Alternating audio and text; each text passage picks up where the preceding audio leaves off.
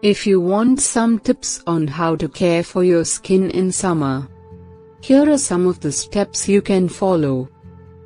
Apply sunscreen often with at least SPF 30 and broad spectrum protection. Sunscreen can protect your skin from sun damage, premature aging, and skin cancer. Keep moisturizing your skin with a lightweight and non-comedogenic product. Moisturizer can help prevent dryness and irritation caused by heat and humidity.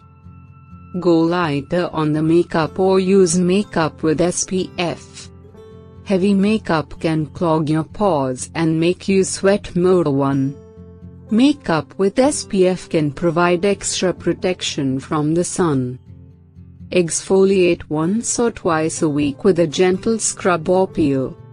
Exfoliation can remove dead skin cells and improve your skin texture and tone.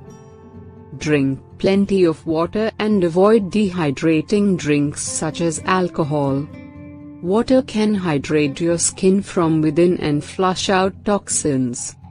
Dehydrating drinks can make your skin dull and dry.